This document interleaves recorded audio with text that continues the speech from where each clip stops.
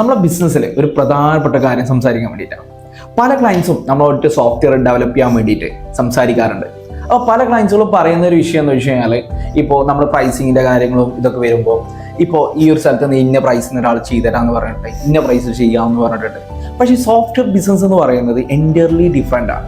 കാരണം സോഫ്റ്റ്വെയറിന് long time വേണം. കാരണം ഒരു ഫ്രീലാൻസേഴ്സ് ആയിരിക്കും ഈ ഒരു പ്രൈസിൽ ചെയ്യാം, ഈ ഒരു പ്രൈസിൽ ചെയ്യാമെന്ന് പറയുന്നത്. കാരണം ഫ്രീലാൻസേഴ്സ് എന്ന് പറയുന്നത് വൺ പേഴ്സൺ ആണ്. അപ്പോൾ അവർ ഒരു സ്ട്രക്ചർ ആയിട്ടുള്ള രീതിയിലേക്കോ അല്ല ഇത് ചെയ്തിട്ടുണ്ടാവും, ഉറപ്പില്ല. കാരണം ഇവർ ഇത് ലോങ് ടൈമിൽ തന്നെ കാണണം. ഈ ഒരു ബിസിനസ്സിന് ലോങ് ടൈം ആയിട്ട് തന്നെ കാണണം. കാരണം സോഫ്റ്റ്വെയറിൽ ഇവർ ഇപ്പോൾ ഒരു ഫ്രീലാൻസ് ആയിട്ട് നിൽക്കുന്നത് എന്തുകൊണ്ടായിരിക്കും? ചിലപ്പോൾ ജോബിലായിട്ടുകൊണ്ടായിരിക്കും ഒരു 95% ആൾക്കാർ. പക്ഷേ ഞാൻ എക്സ്പെഷ്യലി ഈ സോഫ്റ്റ്വെയർ കേസ് മാത്രമാണ് ഞാൻ പറയുന്നത്.